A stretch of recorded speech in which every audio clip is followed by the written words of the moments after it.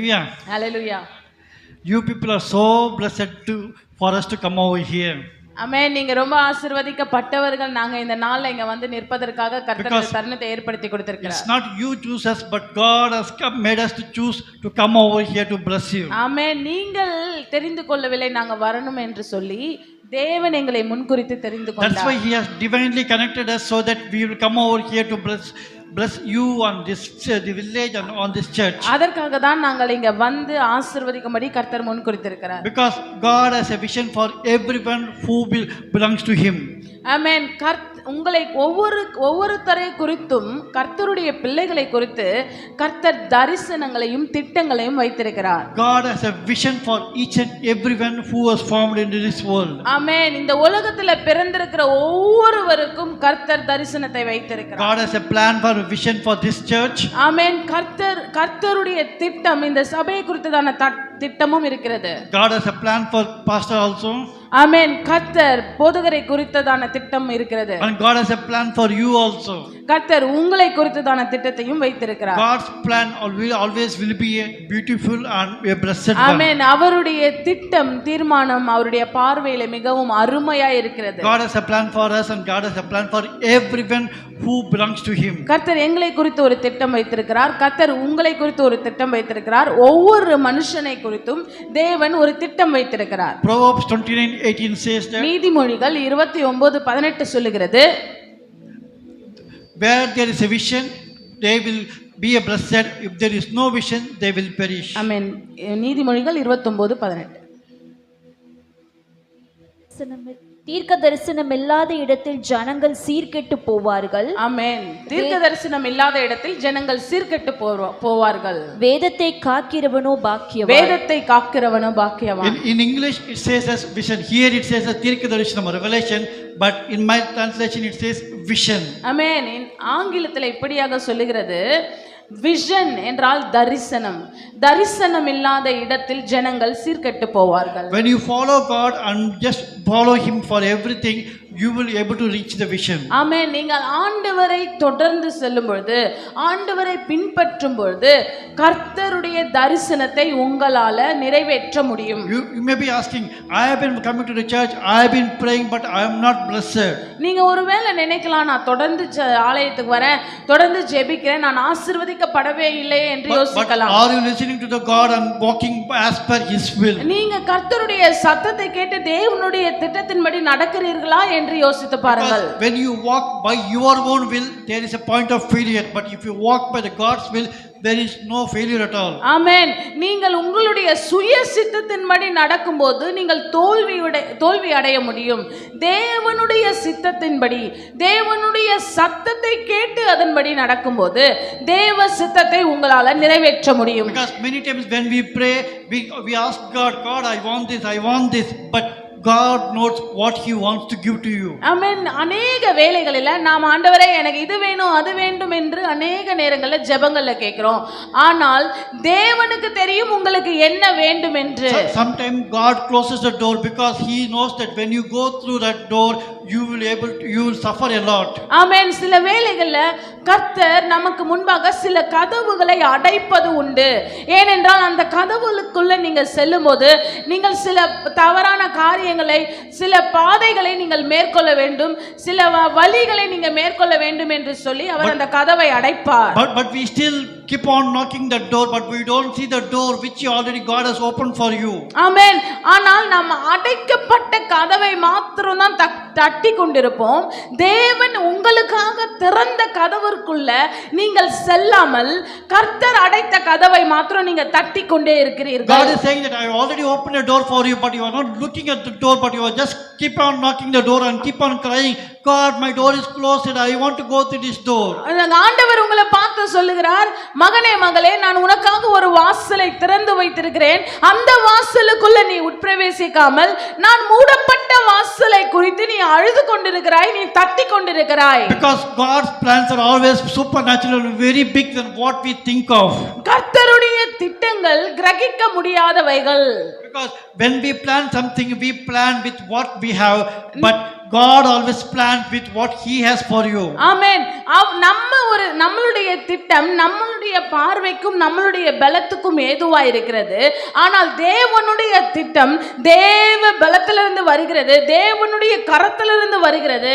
Because when God just shows you that vision, you say, oh, this is very bigger for me, how can I do this?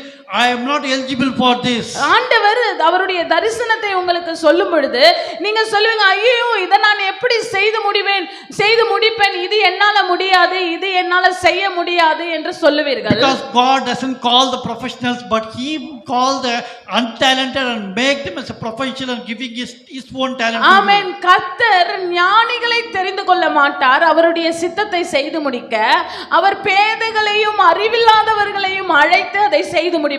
Today we are doing all this worship, but we doesn't know what is meant by worship and we don't know what is music at all. ஆமென். இன்றைக்கு நாங்கள் இந்த ஆராதனை செய்கிறோம், எங்களுக்கு பாடல் என்றால் என்ன என்று தெரியாது, இசை என்றால் என்ன என்று தெரியாது.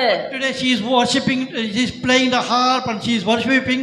Even my kids, they are playing the harp, but we never saw the harp until we went to Jerusalem. ஆமென். இன்றைக்கு நாங்கள் இந்த சுரமண்டலத்தை வாசித்தோம், பாடல்களை பாடுகிறோம். நாங்கள் இஸ்ரவேல் தேசத்திற்கு போவதற்கு முன்பாக எங்களுக்கு சுரமண்டலம் என்றால் என்னன்னு தெரியாது, இசை என்றால் என்னன்னு தெரியாது. So this is how when God gives a vision, you need to believe in and you need to walk with faith. ஆண்டவர் ஒரு தரிசனத்தை உங்களுக்கு கொடுக்கும்போது நீங்கள் விசுவாசித்து அதன்படி நடக்க வேண்டும். 2 Corinthians 5:7 says that we don't walk by what we see, but we walk with the faith what God has given to us. ஆமென். 2 கொரிந்தியர் 5:7 வாசிக்கலாமா? இந்த தேசத்தில் குடியிருக்கையில் கர்த்தரிடத்தில் குடியிராதவர்களாய் இருக்கிறோம் என்று அறிந்தும் எப்பொழுதும் தைரியமாய் இருக்கிறோம். ஆமென். அடுத்த வெர்ஸ் போலாம். நாம் தைரியமாய் இருந்து இந்த தேசத்தை விட்டு குடிபோகவும் கர்த்தரிடத்தில் குடியிருக்கவும் அதிகமாய் விரும்புகிறோம். நாம் காண்கிறபடி நடக்காமல் அப்படின்னு ஒரு வசனம் அது மேல இருக்கா பாருங்க, 5ல இருக்கா பாருங்க, 5:7 தான். 2 கொரிந்தியர் வாக் பை ஃபெய்த், விசுவாசித்து நடக்கிறோம்னு சொல்லி ஒரு வசனம் வருது பாருங்க. ஆமென். எத்தனாவது வெர்ஸ்? 6. அது இங்கிலீஷ்ல இருந்து தமிழ் மாறும்போது நாம் தரிசித்து நடவாமல் விசுவாசித்து நடக்கிறோம். ஆமென். நாம் பார்த்து நடக்காமல் தரிசித்து நடவாமல் விசுவாசித்து நடக்கிறவர்களா இருக்க வேண்டும். Always we know we should not see what is in front of us, but believe in what God has given for us. நம்ம கண்ணுக்கு முன்பாக இருக்கிறவைகளை நாம் பாராமல் நமக்காக தேவன் வைத்ததை நாம் விசுவாசித்து நடக்க வேண்டும். When you believe in God and walk with faith, you will able to reach the vision which God has given. ஆமென். கர்த்தர் மேல் நம்பிக்கையா இருந்து அவர் மேல் விசுவாசமா இருந்து விசுவாசத்தில் நடக்கும் பொழுது தேவன் நமக்கு முன்குறித்தவைகளை நாம் பெற்றுக்கொள்ள முடியும். Now we are going to see two examples from the Bible, two characters from the Bible, how they walked with faith to achieve the vision. ஆமென். இன்றைக்கு நம்ம 2 எடுத்துக்காட்டுகளை நாம் பார்க்க போகிறோம், அவர்கள் எப்படி தேவனுடைய திட்டத்தை நிறைவேற்றினார்கள் என்று சொல்லி. We all know about Abraham in the book of Genesis. நம்ம எல்லாருக்கும் தெரியும் ஆபிரகாமை பற்றி. He is the father of the faith. அவர் விசுவாசத்தின் தந்தை. When God asked him to move out of the Ur to the place which he is going to show for him. ஆமென். ஆண்டவர் அவரை சொன்னார், ஊர் தேசத்திலிருந்து நான் காண்பிக்கும் தேசத்திற்கு போய் என்று சொல்லும்போது he didn't even doubt about it, but he started immediately saying that my God is calling me to a different country, I will go there so that my God will bless me. அவர் அதை பற்றி எந்த கேள்வியும் கேட்காமல் தேவன் சொல்லுகிறதை அவர் அப்படியே செய்து முடித்தார். Because he has that faith that when God shows him, he need to walk through it. அவருக்குள்ள ஒரு விசுவாசம் இருந்தது, கர்த்தர் காண்பித்ததை நான் செய்து முடிக்க வேண்டும், அதை நான் செய்ய வேண்டும் என்று. And then we all know that how much he has suffered before he got the blessing of Isaac. ஆமென். நம்ம எல்லாருக்கும் தெரியும் அவர் ஐசக்கை பலியிட எப்படி அவர் ஒரு பாதைக்குள்ள கடந்து சென்றிருப்பார், நம்ம எல்லாருக்கும் தெரியும். Until he got the blessing of Isaac, how much sufferings he has suffered, like Hagar came and all these things we all know about it. ஆமென். அவருக்கு ஐசக் வர்றதுக்கு முன்னாடி அவர் எப்படிப்பட்ட ஒரு பாதையில கடந்து போயிருப்பார், அவர் குழந்தை இல்லாமல் எந்த மாதிரி ஒரு சூழ்நிலையில கடந்திருப்பார் நம்ம எல்லாருக்கும் தெரியும். But he never deviated from the vision which God has given to him. ஆனா அவர் ஒருபோதும் தேவ திட்டத்திலிருந்து வழி விலகவே இல்லை. Because he believed in God and he walked with the faith. அவர் கர்த்தரை நம்பினார், விசுவாசித்தார், அதன்படி நடந்தார். Even that night when God spoke to Abraham saying that take your son and come to Mount Moriah to do the sacrifice. அந்த நாள் இரவு தேவன் ஆபிரகாமிடம் பேசினார், உன் மகனை எடுத்துக்கொண்டு நான் காண்பிக்கிற மோரியா என்கிற மலைக்கு போ என்று சொல்லும்போது கூட Even then also he didn't doubt. He said, okay, I'm ready for the journey, and he asked Isaac to come and went for the journey to Mount Moriah. அந்த நேரத்துல கூட அவர் தேவனிடத்துல அவிசுவாசமோ எந்த ஒரு கேள்வியும் கேட்காமல் அவர் அப்படி சொன்னபடியே செய்தார். When this event is happening, Isaac was almost all around 20 to 30 years of old. ஆமென். இந்த காரியம் நடக்கும்போது ஐசக்குக்கு ஒருவேளை 20 ல இருந்து 30 வயது இருக்கலாம். Think about a son who is 20 to 30 years old, asking him to come with you to do a sacrifice. ஒரு நினைத்து பாருங்கள், ஒரு 20 30 வயசு மகனை நீங்க பலியிட சொன்னா அவன் என்ன செய்வான்? That too, this blessing came to his hand after a long time. இந்த ஆசீர்வாதம் ஐசக் என்ற மகன் அவனுக்கு அநேக வருடங்கள் கிடைக்கப்பட்ட ஒரு ஆசீர்வாதம். But still he didn't have any doubt in heart. He just proceed with going to the Mount Moriah and getting ready for the sacrifice. ஒரு சந்தேகமும் இல்லாமல் அவன் ஆண்டவர் சொன்னபடி அந்த மலைக்கு போனான். So that's why he has the belief that when God gives the vision, he will give the provision for it. அங்கதான் ஆபிரகாமுக்குள்ள ஒரு விசுவாசம் இருந்தது. கர்த்தர் எனக்கு தரிசனம் கொடுத்தார், அவர் நிறைவேற்ற வல்லவர் இருக்கிறார், அதற்கான தேவையை அவர் பார்த்துக் கொள்வார் என்று சொல்லி. Even when they reached the bottom of Mount Moriah, Isaac was asking, Daddy, where is the sacrifice lamb for us? ஆமென். அந்த மலை அடிவாரத்துல, மோரியா மலையின் அடிவாரத்துல தன்னுடைய மகன் ஆபிரகாமை பார்த்து கேட்கிறார், எங்க பலிக்கான ஆடு? He is confident and he has a faith saying that my God will provide. ஆமென். அவருக்கு ஒரு விசுவாசம் இருந்தது, என் தேவன் தேவையை பார்த்துக் கொள்வார். So when God gives a vision, he will surely provide the provision for you. அவர் நமக்கு தரிசனம் கொடுத்தால் அதை நிறைவேற்றுவதற்கு தேவைகளை சந்திப்பார். It may be the big vision, the vision may be big, maybe when you think about it, it may be big for you, but for God it's nothing, it's simple for him. ஆண்டவர் உங்களுக்கு கொடுத்த தரிசனம் உங்களுடைய கண்களால பார்க்க முடியாது, உங்களால நிதானிக்க முடியாது, யோசிக்க முடியாது, அந்த அளவுக்கு பெருசா இருக்கலாம், ஆனா நீங்க அதை பற்றி யோசிக்க தேவையில்லை. Same like that, think about Noah when God gave the vision to build the ark for him. அதே போல நோவாவை பாருங்கள், தேவன் அவருக்கு பேழையை கட்டும்படி சொன்னார். So God gave the vision to build this ark for them, so that the flood is going to come, make all the people to come into this ark. ஆண்டவர் சொன்னார், மழை வரப்போது பேழையை கட்டு என்று சொன்னார். When he went to the city and told about this, many people didn't say, where the rain is going to come, it will never happen. அவர் நகரத்திற்கு சென்று மழை வரப்போறது, பேழையை நான் கட்டுகிறேன் சொல்லும்போது ஜனங்கள் நம்பவில்லை. No one believed it. Other than that, Noah's family, no one believed in it. நோவாவின் குடும்பத்தினர்கள் தவிர மற்றவர்கள் அதை நம்பவில்லை. But he still didn't deviate from the path, but he built the ark, and one day when the rain came, the flood came. ஆமென். அவர் ஒருபோதும் அதிலிருந்து வழி விலகாமல் தேவன் கொடுத்த தரிசனத்தையும் திட்டத்தையும் நம்பினார், அதை செய்து முடித்தார். So this is how God, when gives the vision, he will give the provision for it. இப்படிதான் தேவன் ஒரு தரிசனத்தை கொடுத்தால் அதற்கான தேவைகளையும் அதற்கான தேவைகள் சந்திக்கப்படும். But in between the vision and the provision, there is a time gap where the devil will come to deviate you. ஆமென். தரிசனத்தை தேவன் கொடுக்கும்போது அதை நிறைவேற்றுகிற காலத்திற்கு நடுவுல ஒரு இடைவெளி இருக்கிறது. The devil always wants to steal the vision which God has given for you. பிசாசு தேவன் உங்களுக்கு கொடுத்த தரிசனத்தை திருடும்படி வருவான். He always tells the lies to saying that you are not eligible for it, you are not fit for it, you will not able to do it. பிசாசு உங்ககிட்ட வந்து சொல்லுவான், நீ இதுக்கு தகுதி இல்ல, உன்னால இது செய்ய முடியாது, உன்னால இதை நிறைவேற்ற முடியாது, உன் தரிசனத்தை அவன் திருடும்படி வந்து பேசுவான். But still at the hard times, when you sit in the presence of the God and you speak to him, God will encourage you and say that I'm preparing the vision which I given for you.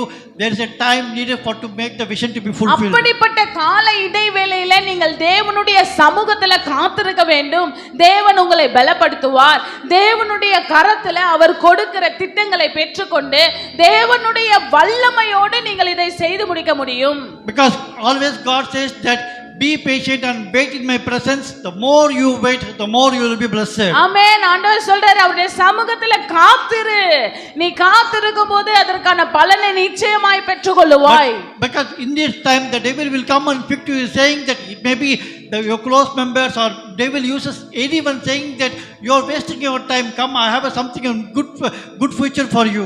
சில நேரங்களில் நம்மளுடைய உறவினர்களோ நம்மளுடைய நண்பர்களோ சொல்லுவாங்க, ஏன் உன்னுடைய நேரத்தை வீணடிக்கிற, இதெல்லாம் செய்ய முடியாது, இதெல்லாம் உன்னால முடியாது, வா நான் உன்னை வேற ஒரு பிளான் சொல்றேன், அந்த பிளான் படி நீ செய்ய என்று சொல்லி பல நபர்கள் வந்து சொல்லுவார்கள். That is the way the devil deviates you from the vision. Once you just get deviated, you will lose this vision and then you will say that, oh, I am suffering, I lost everything. நீங்க மனுஷனுடைய சத்தத்துக்கு செவி கொடுத்து தேவ திட்டத்திலிருந்து விலகி போகும்போது உங்களால தேவனுடைய திட்டத்தை, உங்களை குறித்ததான திட்டத்தை நிறைவேற்ற முடியாமல் போகிறது. Today God has given a big vision for us to travel to the nations. We are able to do it. It's all because we believe in Him and we believe that God is our provider. He will give the provision for us. ஆமென். இன்றைக்கு நாங்கள் अनेक தேசங்களுக்கு கடந்து செல்ல முடியுமானால் ஏனென்றால் நாங்கள் தேவனுடைய சத்தத்தை கேட்டு அவர் மேல் நம்பிக்கை வைத்து அவரை முழுமையாய் விசுவாசித்து அவருடைய சித்தத்தை செய்யறதுக்கு அவரோடு நாம் நடக்கும்போது செய்ய முடியும். When we are praying in Jerusalem, God gave us the vision saying that you are going to go travel to the nations to teach harp to many people, and you will be going to many churches where the people will welcome you and have the worship with you. ஆமென். நாங்கள் இஸ்ரவேல் தேசத்தில் ஜெபித்துக் கொண்டிருக்கும்போது தேவன் எங்களுக்கு இந்த தரிசனத்தை சொன்னார்.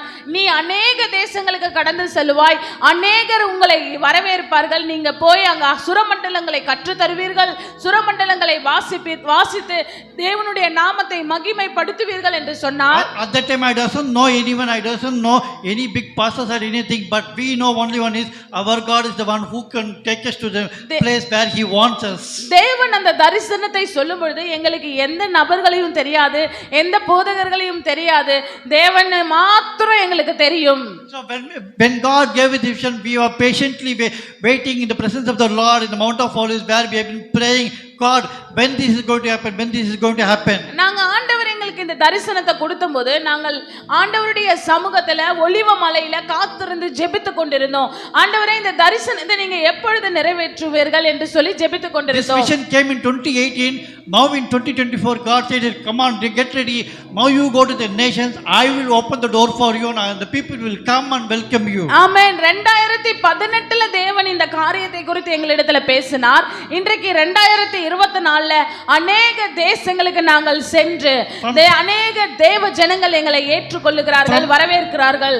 From last November 2024 to till today we have traveled to more than 10 countries, but it's not that we don't if you think that we are traveling 10 countries, we are not a big something, we have a big money with us, but everything God is the only one who will provide it for us. ஆமென். கடந்த November மாதத்திலிருந்து இன்றைக்கு வரையும் 10 தேசங்களுக்கு நாங்கள் செல்ல முடிந்தது. இது நாங்க தேசங்களுக்கு செல்லுகிறோம் என்று நாங்க எங்க கிட்ட பெரிய செல்வந்தரோ अनेक பணங்களோ எங்க கிட்ட கிடையாது. ஆனால் தேவன் திட்டத்தை கொடுத்தார், தேவன் செய்து வருகிறார். Before we speak to the church, God already spoke to them saying that okay, these people are going to come and play the harp and this is going to be a big blessing. நாங்கள் நாங்கள் சொல்லுவதற்கு முன்பாகவே தேவன் அந்த நபர்களிடம் பேசி எங்களுக்கு அழைப்பு வருகிறது. So this is how God says that when He gives the vision, He will fulfill it with faith. இப்படிதான் தேவன் ஒரு தரிசனத்தை கொடுத்தால் அதை செய்யும்படிக்கு அதற்கான வாசல்களையும் அதற்கான தேவைகளையும் அவர் கொடுப்பார். So today I want to encourage you that God has a plan for you, but you need to sit in His presence and you need to listen to Him. நான் உங்களுக்கு உற்சாகப்படுத்த விரும்புகிறேன். கர்த்தர் உங்களை கொண்டு ஒரு பெரிய திட்டத்தை வைத்திருக்கிறார். அந்த திட்டத்தை கர்த்தர் செய்து முடிக்க வேண்டுமானால் நீங்கள் தேவ சமூகத்துல காத்திருக்க வேண்டும். You can ask me, how do I listen to it? When will God speak to me? நீங்க கேட்கலாம், எப்படி நான் தேவ சத்தத்தை கேட்பது, தேவன் எப்படி என்னிடத்துல பேசுவார் என்று சொல்லி. We used to pray daily early morning from morning 4 to 7 o'clock. நாங்க அதிகாலையில எழுந்து ஜெபிப்பது எங்களுடைய வழக்கம், 4 மணில இருந்து 7 மணி வரை. Because the Bible says that those who seek early in the morning, they are more blessed. ஏன்னா வேதம் சொல்லுகிறது அதிகாலையில் என்னை தேடுகிறவன் கண்டடைவான். And moreover that family prayer is more important, because God is saying that raise up the family altars. ஆமென். அதற்கும் மேல நாம் குடும்பமாய் ஜெபிப்பது மிகவும் அவசியமா இருக்கிறது. குடும்ப பலிபீடம் நாம் கட்ட வேண்டும். Because if wife prays for something and husband pray for something, the vision will not get fulfilled. ஆமென். கணவனுக்கு ஒரு திட்டம், மனைவிக்கு ஒரு திட்டம் அல்ல. அப்போ தேவனுடைய திட்டத்தை ஒன்று சேர்ந்து நம்மளால செய்ய முடியாது. There should be oneness in the family so that God will come over there and say that, oh, this is the vision I have for this family. ஆமென். நான் கணவன் மனைவிக்குள்ள ஒரு ஒருமனப்பாடு இருக்கும்போது, ஒருமனப்பட்டு நாம் ஜெபிக்கும்போது தேவன் தரிசனங்களையும் திட்டங்களையும் செய்து முடிப்பார். So that's what we do every day in the morning from 4 to 7. When we go for the ministry, if we find time, we'll do others. Every day we rise up at early morning 4 and we pray and we proclaim the Bible from 4 to 7. நாங்கள் ஒவ்வொரு நாளும் 4 மணியிலிருந்து 7 மணி வரையும் ஜெபிப்பது எங்களுடைய வழக்கம். சில வேளைகளில் ஊழியங்களுக்கு போகும்போது ஒருவேளை நேரங்கள் மாறலாம். ஆனால் நாங்கள் ஆண்டவருக்கு குடும்பமா நாங்கள் எழுந்து ஜெபிப்பது எங்களுடைய வழக்கம். So when you pray as a family, God comes over there and he will speak to you and he will give it either through the word or through the vision. ஆமென். கர்த்தர் நீங்க குடும்பமாய் தேவனை தேடும்போது நிச்சயமாய் உங்களை குறித்த திட்டத்தை கர்த்தர் நிறைவேற்றுவார். It's not only husband and wife, even you have to have your children in your family prayer so that they will also know how to pray, and for all their needs they will just directly speak to the God. ஆமென். நீங்க கணவன் மனைவி மாத்திரமல்ல, முழு குடும்பமாக நீங்களும் உங்கள் பிள்ளைகளும் சேர்ந்து தேவனை தேடும்போது கர்த்தர் நிச்சயமாய் உங்களிடத்தில் பேசி அவர் திட்டத்தை நிறைவேற்றுவார். You can say that, oh, sorry brother, I don't have time for that. No, you have to at least minimum 15 minutes or 1 hour, whatever time, any time in the day or in the evening, you need to have some time as a family prayer. நீங்க சொல்லலாம், brother எனக்கு டைமே இல்ல brother, அதெல்லாம் நீங்க சொல்லக்கூடாது. ஏதோ ஒரு வேளையில, அது காலையோ மாலையோ மத்தியானமோ ஏதோ ஒரு வேளையில 1 மணி நேரமாவது நீங்கள் ஜெபிக்க வேண்டும். That's as a family prayer. When you sit and as a family prayer, you will see the fruits of the prayer. நீங்க குடும்ப ஜெபத்தை ஏறெடுத்து ஜெபிக்கும்போது நீங்கள் அதனுடைய பலனை நிச்சயமாய் காண்பீர்கள். Even the kids, they will know that what they need to pray and for their needs, they will directly ask for the heavenly Father. குழந்தைகளுக்கு சொல்லிக் கொடுங்க, உங்களுடைய தேவைகளை ஏசப்பா கிட்ட சொல்லுங்க, தேவன் உங்கள் தேவைகளை பார்த்துக் கொள்வார் என்று சொல்லுங்கள். That's what my kids do. That they never come to me saying that, Daddy, I need this. They say that I have prayed, my God has given me this. என்னிடத்துல என் பிள்ளைகள் வந்து கேட்கும்போது நான் அதை தான் சொல்லி தருவேன்.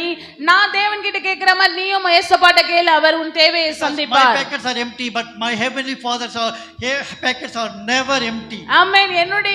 என்னுடைய பாக்கெட் வேணா காலியா இருக்கலாம், ஆனா தேவனுடைய பாக்கெட் ஒருபோதும் காலி ஆவதே இல்லை. So we need to encourage them so that the next generation will know what is meant by prayer and what is the power of the prayer. ஆமென். நீங்க அடுத்த சந்ததிக்கு சொல்லி கொடுங்க, ஜெபம் என்றால் என்ன, ஜெபத்தின் வல்லமை என்றால் என்ன என்று சொல்லி நீங்களும் உங்களுடைய பிள்ளைகளுக்கு சொல்லி கொடுத்து ஜெபத்துல தேவனுடைய வல்லமையை காண்பீர்கள். So when you start this prayer and daily proclaim the Bible, God will speak to you through the word and through the visions to you.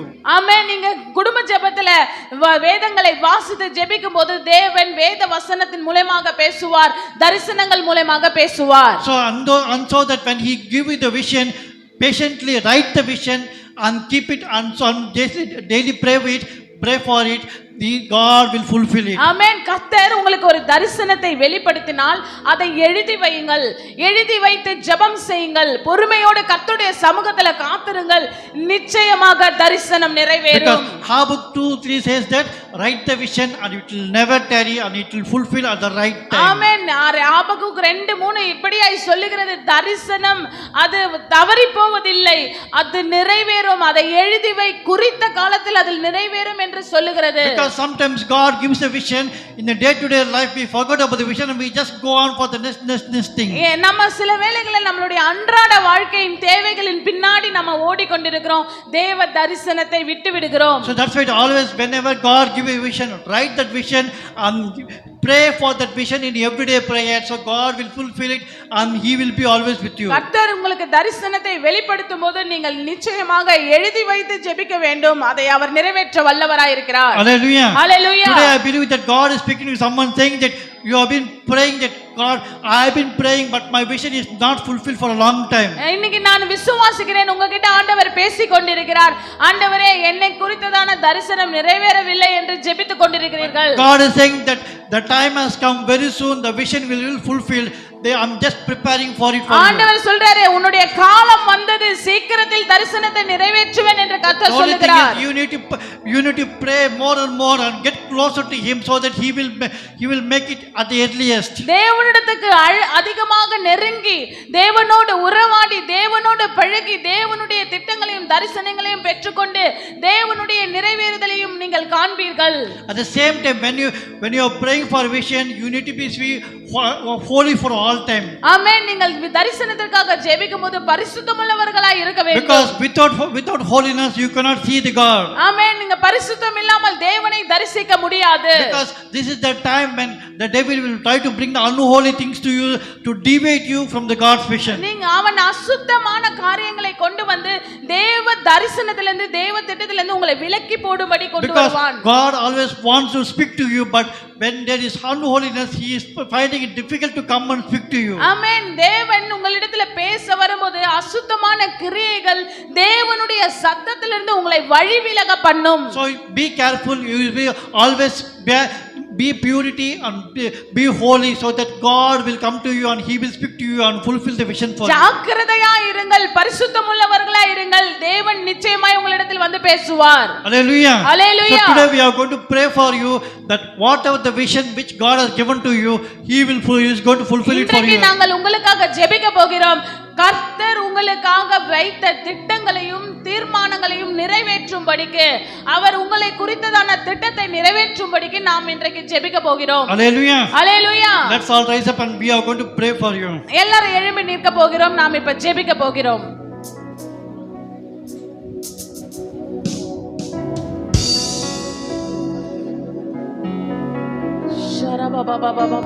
எல்லாரும் எழும்பி நிற்க. ஆண்டவரே, என்ன குறித்ததான திட்டம் என்ன ஆண்டவரே? என் பிள்ளைகளை குறித்ததான திட்டம் என்ன? என் எதிர்காலம் என்ன ஆண்டவரே? ஆண்டவர் சொல்றாரு, எரேமியா 29:11 யாராவது ஒருத்தர் வாசிக்கலாம். 29:11.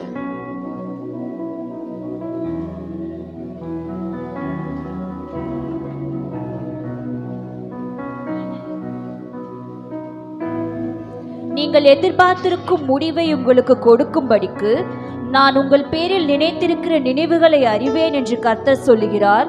அவைகள் தீமைக்கல்ல, சமாதானத்துக்கு ஏதுவான நினைவுகளே. ஆண்டவர் உங்களை பார்த்து சொல்றாரு, தீமைக்கல்ல, அது சமாதானத்துக்கு ஏதுவானவைகளே. ஆமென். நீங்கள் எதிர்பார்த்திருக்கும் முடிவை கொடுக்கும்படிக்கு. உங்களுடைய வாக்கு தத்தத்தை பார்த்தேன். என்ன வாக்கு தத்தம் சொன்னீங்க? நீ விரும்புகிறபடி உனக்கு ஆக கடவுது. நீ விரும்புகிறபடி ஆக கடவுது. எப்படிப்பட்ட ஒரு வசனம்! நீ விரும்புகிறதை கர்த்தர் தருகிற தேவன். ஹல்லேலூயா. ஆண்டவர் இன்னைக்கு சொல்றாரு, சமாதானத்துக்கு ஏதுவானவைகளை செய்வேன். உன் எதிர்காலத்தை குறித்து கவலைப்படாத. ஆண்டவரே, என் பிள்ளைங்களுடைய எதிர்காலம் என்ன ஆண்டவரே? என் மகளுடைய எதிர்காலம் என்ன? என் மகனுடைய எதிர்காலம் என்ன? ஆண்டவரே, என்னுடைய எதிர்காலம் என்னன்னு நீங்க அநேகர் கேட்டுக்கொண்டு இருக்கிறீங்க. ஆண்டவர் சொல்றாரு, நீ நினைக்கிறது, நீ விரும்புகிறத நான் செய்து முடிப்பேன். தீமையானது வராது, நன்மையானது வரும் என்று கர்த்தர் சொல்லுகிறார். கவனிங்க, தீமையானது வராது, நன்மையானது வரும் என்று கர்த்தர் சொல்லுகிறார். நம்ம எல்லாரும் சேர்ந்து ஜெபிக்க போறோம். எல்லாரும் அவரை உயர்த்த போகிறோம். உங்க நாமம் உயரணும். ஏன் சொல்லுமா? அவர் நாமத்தை நாம் உயர்த்தும் பொழுது அவர் இருக்கிற ஸ்தலத்திலிருந்து எழும்பி உங்களை வந்து குனிந்து பார்த்து அவர் உங்களை விசாரித்து, மகனே, உன் வேண்டுதல் கேட்கப்பட்டது. மகனே, நீ செய்வதெல்லாம் வாய்க்கும். மகனே, உன்னை குறித்த திட்டத்தை நான் நிறைவேற்றுவேன். அவர் உன்னை கொண்டு பெரிய காரியங்களை செய்வார். அவருடைய நோக்கம் உன்னதமானது. ஹல்லேலூயா. எல்லாரும் சேர்ந்து பாட போறோம். உயர்த்துங்க. எல்லாரும் கரங்களை உயர்த்தி பாடுங்க. உள்ளத்தின் ஆழத்திலிருந்து பாட போறீங்க. உள்ளத்தின் ஆழத்திலிருந்து பாடுங்க.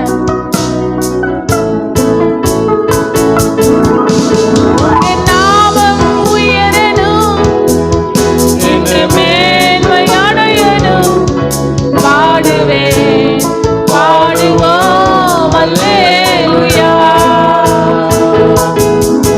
உம்முடைய நாமம் உயரணும், இன்று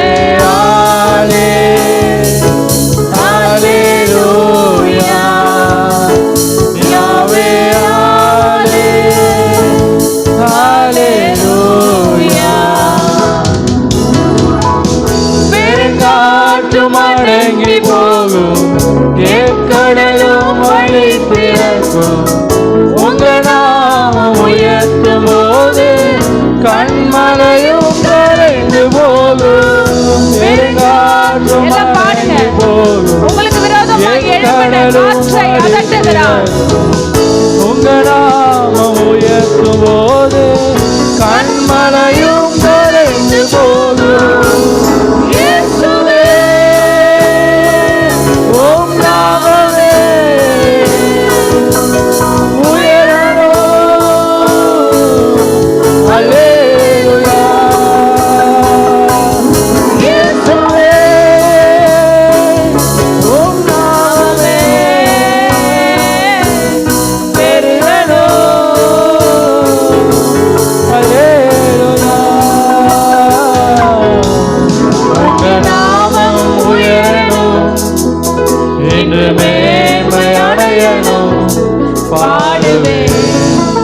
பாடுவோம் அல்லேலூயா பாடுங்க. உங்க நாமம் உயரணும் இன்று மேன்மை அடையணும் பாடுவேன் பாடுவோம் அல்லேலூயா சிங்கத்தின் கேள்வியிலும் தேச்சோலை நடுவிலும்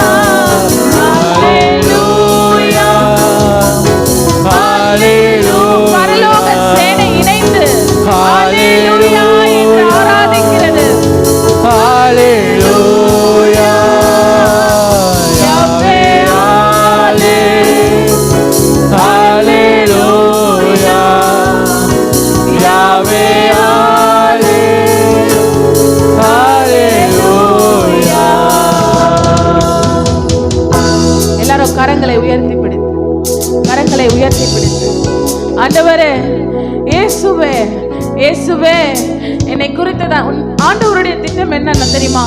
உங்களை குறித்ததான திட்டம் என்ன தெரியுமா? உங்களை ஆசீர்வதிப்பது அவருடைய திட்டம். நீங்கள் சுகித்திருப்பது அவருடைய திட்டம். நீங்கள் தேவனுடைய மகிமையை வெளிப்படுத்துவது அவருடைய திட்டம். நீங்கள் தேவனுடைய மகிமையை வெளிப்படுத்துவது அவருடைய திட்டம். குமாரன் விடுதலை ஆக்கினால் மெய்யாகவே விடுதலை ஆவீர்கள். இனி உங்களை ஒருவனும் சிறை பிடிக்க முடியாது என்று கர்த்தர் சொல்லுகிறார். இனி உங்களை ஒருவனும் சிறை பிடிப்பதில்லை. அவர் இரும்பு சங்கிலிகளை முறித்து விட்டார். வெண்கல கதவுகளை உடைத்து விட்டார். இரும்பால் ஆன நுகத்தை அவர் முறித்து விட்டார். இயேசுவின் லகுவான நுகத்தை உங்கள் மேல வைக்கிறார். அவருடைய திட்டம் நிறைவேறும். தேவனுடைய தரிசனம் நிறைவேறும். நீங்க இந்த பூமிக்கு வந்ததுக்கான நோக்கத்தை செய்து முடிப்பீர்கள் என்று கர்த்தர் சொல்லுகிறார். அவருடைய வருகை சமீபமானபடினால ஒரு விஷயத்தை உங்களுக்கு சொல்லுகிறேன். ஆயத்தப்படு, ஆயத்தப்படுத்து. நீயும் ஆயத்தப்படு, ஆயத்தப்படுத்து. அவருடைய வருகை மிகவும் சமீபம். நீங்கள் தேவனுடைய பிரதிநிதிகள். உங்க கரத்துல தேவன் ஒரு பெரிய டார்ச் லைட்டை கொடுத்திருக்கிறத நான் பார்க்கிறேன். ஒவ்வொருவரும் டார்ச்சஸை ஏந்திக்கிட்டு புத்தியுள்ள கன்னிகைகளாக ஆயத்தப்படும்படிக்கு தேவனுடைய ராஜ்யத்தை எழுப்பி கட்டுங்கள். தேவனுடைய ராஜ்யத்தை ஒன்று சேர்ந்து நெகேமியாவை போல, நெகேமியாவோடு சேர்ந்து அலங்கத்தை அவர்கள் கட்டினது போல நெகேமியாவோடு இணைந்து தேவனுடைய ராஜ்யத்தையும் தேவனுடைய திட்டங்களையும் நீங்கள் செய்யும் போது கர்த்தர் உங்களுக்கு குறித்ததான திட்டத்தை நிறைவேற்றுவார். நீங்கள் ஆசீர்வாதமாய் இருப்பீர்கள். உங்கள் கண்கள் அதிசயங்களை காணும். இயேசுவின் நாமத்தில் பிதாவே, ஆமென். எல்லார் கரங்களை தட்டி நம்ம ஆண்டவரை சந்தோஷப்படுத்துவோம்.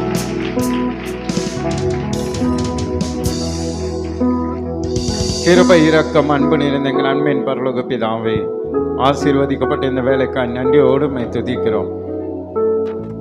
எங்களோடு எங்கள் மத்தியில் நீர் பேசின வார்த்தைகளுக்காய் மக்கள் நன்றி. விசுவாசத்தோடு கூட நாங்கள் முன்னேறி செல்ல ஆண்டவரே, தரிசனங்களை எப்படி நாங்கள் நிறைவேற்ற வேண்டும், எப்படி உம்முடைய சத்தத்தை நாங்கள் கேட்க வேண்டும், எப்படி குடும்ப ஜெபத்தை நாங்கள் செய்ய வேண்டும், எந்த நேரத்தில் உங்கள் பாதத்தில் அமர்ந்து ஜெபிக்க வேண்டும். ஆண்டவரே, திட்டமும் தெளிவுமாக அனுபவத்தோடு கூட சாட்சியோடு கூட கர்த்தர் நீர் எங்களோடு கூட பேசின வார்த்தைகளுக்காக உம்மை நன்றியோடு துதிக்கிறோம், ஸ்தோத்திரிக்கிறோம், மகிமைப்படுத்துகிறோம். ஒவ்வொருவர் மீது கர்த்தர் ஒரு திட்டத்தையும் தரிசனத்தை கர்த்தர் நீங்கள் வைத்திருக்கிறீங்க. ஆண்டவரே, எங்களை எல்லாரையும் நீர் அழைத்ததுக்கு ஒரு நோக்கம் உண்டு. எங்களை எல்லாரையும் கொண்டு ஆண்டவரே நீர் உம்முடைய சித்தத்தை நிறைவேற்ற நீர் விரும்புகிறீர் என்பது ஆண்டவரே உண்மையப்பா. அதை நாங்கள் அறிந்து உணர்ந்து அந்த சித்தத்துக்கு எங்களை தாழ்த்தி ஒப்பு கொடுத்து காத்திருந்து தரிசனத்தை பெற்று எங்களுடைய வாழ்க்கை அன்றே முடிவதற்கு முன்பதாக உம்முடைய தரிசனத்தை நிறைவேற்றி முடிக்க கர்த்தர் எங்களுக்கு கற்று தர வேண்டுமா நாங்கள் ஜெபிக்கிறோம்.